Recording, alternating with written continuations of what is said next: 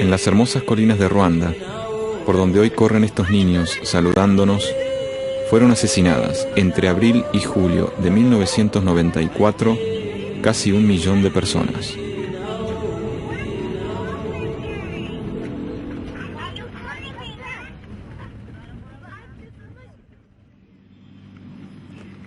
La jueza Inés Weinberg de Roca cambió la cotidianeidad de su vida en Buenos Aires por el desafío de juzgar el genocidio de Ruanda.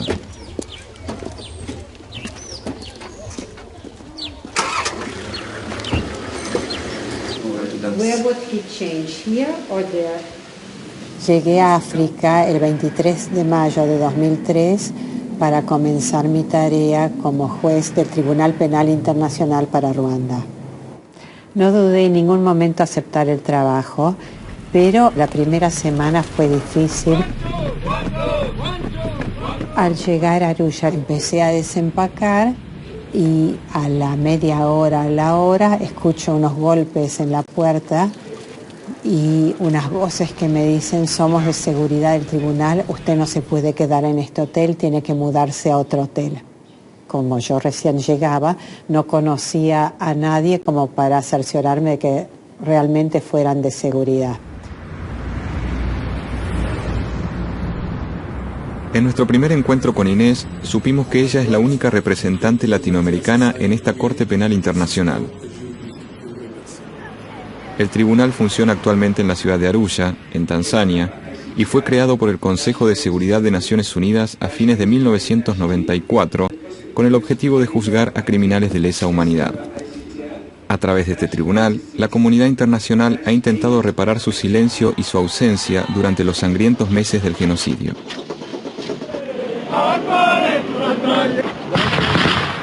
Inés nos relata el comienzo de la masacre. El 6 de abril de 1994 volvía de Tanzania el presidente de Ruanda, Juvenal Habyarimana, junto con el presidente de Burundi y una pequeña comitiva. Estaban por entrar en vigencia los acuerdos de Arusha, que cambiaban el sistema político de Ruanda del partido único al multipartidismo, con mayor representación de distintos sectores de la población. De regreso a Kigali desde Arusha, el avión del presidente ruandés fue derribado. Cayó en el jardín del Palacio Presidencial.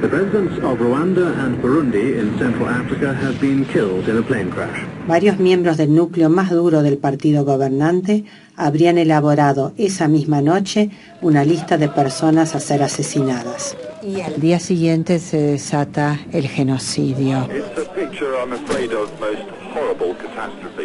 África, y sobre todo la zona de los Grandes Lagos, se sintió realmente conmovidos por esta tragedia.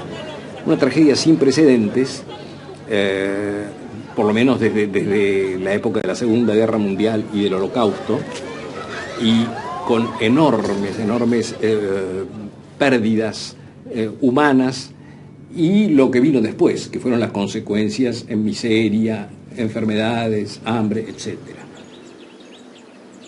Entrar en contacto con esta historia fue asomarse a un mundo de violencia brutal. Una nación devastada por la guerra que quedó a merced de un odio visceral. Me impactó mucho el rol de la mujer en la guerra y en el genocidio. Al dolor producido por la guerra se agregaba el sufrimiento vinculado con el género. Y la utilización de la violencia sexual contra las mujeres fue una herramienta de humillación y sometimiento. Hoy en Ruanda se pronuncia una palabra inexistente en su lengua nativa hasta 1994, Ifembabwoko, que significa genocidio.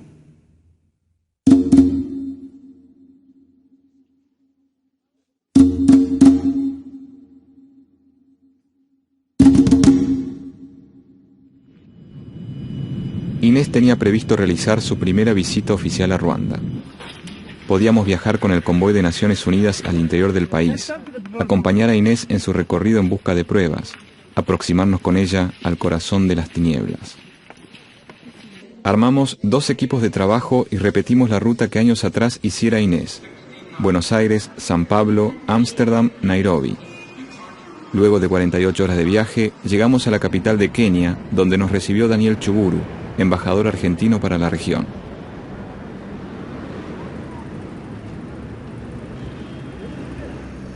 En Ruanda murieron, según los datos, 800.000, 1 millón de personas, un 10% de la población. Murieron en 100 días. Mataban 10.000 personas por día. A machetazos, o a palazos, o con lo que podían. Yo creo que tiene que haber un fenómeno en algún momento de locura colectiva, más allá de la preparación y más allá de la cultura. Es decir, lo que sí es cierto es que los odios tribales en algunos casos han sido inducidos por las potencias colonizadoras. Con lo cual siempre queda el resabio del odio que fue inducido. En el caso de Ruanda, la población tutsi es la población minoritaria. En su momento fueron los más cercanos a la potencia colonial, que fue quien volvió a usar en Ruanda el tema de tutsis y hutus. Era un tema que inclusive para muchas familias ruandesas desconocían que era ser hutus o tutsis. Es difícil de aprender y de entender que personas que estuvieron conviviendo como vecinos, como amigos, de repente un día puedan matarse unos a otros, porque no es con un uniforme, un estado de guerra declarado, sino que básicamente las matanzas fueron con machetes, con una manera muy, muy cruel. O sea, salir a matar a personas que se encuentran en la calle es algo tan distinto y tan difícil de entender que yo no sé, no puedo dar una explicación. En Nairobi conocimos a Susan Line, periodista de AP que estuvo en Ruanda durante el genocidio. Fuera de cámara nos dijo algo revelador. La masacre de Ruanda fue una experiencia extravagante. Los ruandeses no vivieron la masacre como un acto criminal, sino como un acto de supervivencia. Se mataron por la tierra. La primera versión de los hechos hablaba de una guerra tribal, de un exterminio étnico. Sin embargo, algunos datos nos hicieron reflexionar.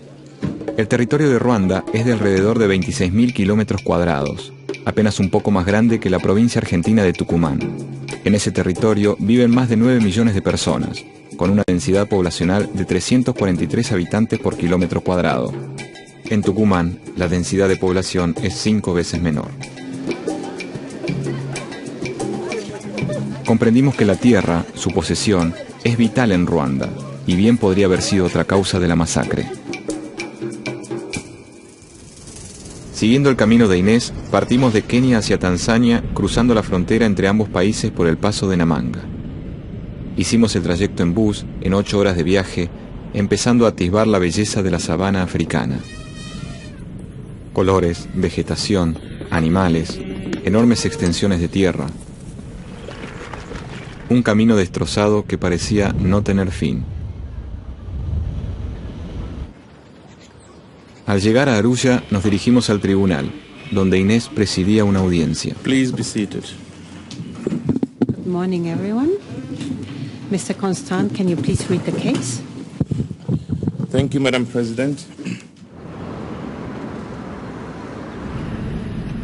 La Corte Internacional, con su edificio fuertemente custodiado y con el ir y venir de jueces y funcionarios de diversas nacionalidades y culturas, se destaca en la inmensidad africana. Al terminar, acompañamos a Inés a su casa y conocimos un poco más de su vida cotidiana en África. ¿Cómo transcurre un día tuyo aquí? Es muy solitario, entonces uno se acostumbra a una vida más tranquila de alguna manera, a ser más paciente, todo lleva más tiempo. Me levanto a las 6 de la mañana porque acá uno hace más la vida del Sol, después el primer café con el noticiero de la televisión alemana.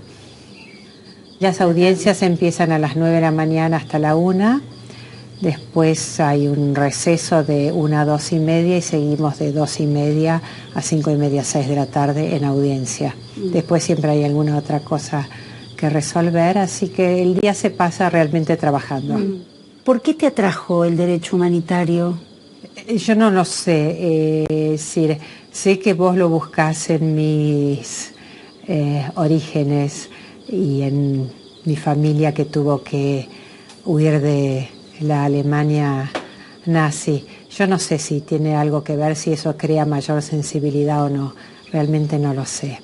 Pero vos en algún momento dijiste, bueno, este es un momento de mi vida en el que estoy madura para juzgar para la historia, porque uno tiene la impresión de que estos tribunales están más lejos de la justicia común, digamos, la que hace un tribunal civil, que de una justicia para la historia, básicamente. Sobre ¿no? todo tantos años después de los hechos. En la justicia, tanto civil como contencioso administrativo en Buenos Aires, yo tenía la sensación de estar ayudando a gente concreta a mejorar su vida diaria. Acá no tenés esa sensación, porque los hechos ya ocurrieron y creo que es más tratar de tener un buen relato de lo acontecido, para así, como dijiste vos, para los libros de historia. El Tribunal para los Crímenes de Ruanda reúne a jueces de distintas partes del mundo que buscan aportar una mirada multicultural al proceso de justicia.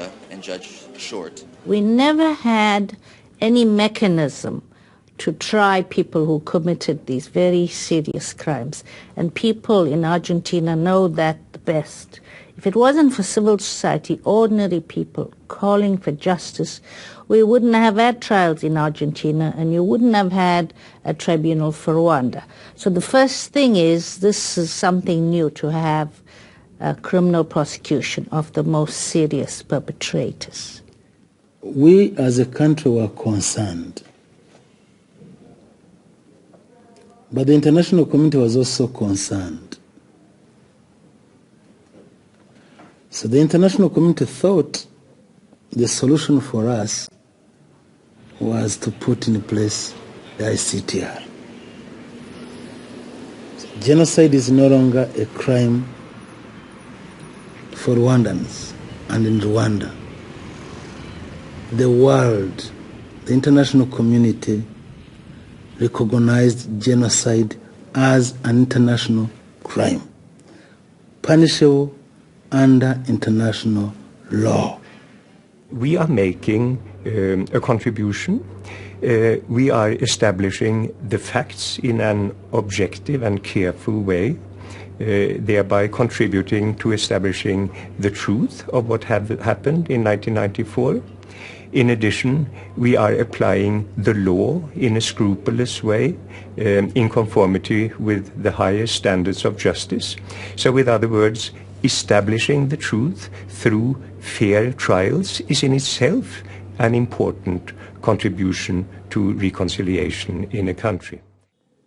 But I do have criticisms about the ICTR, very many.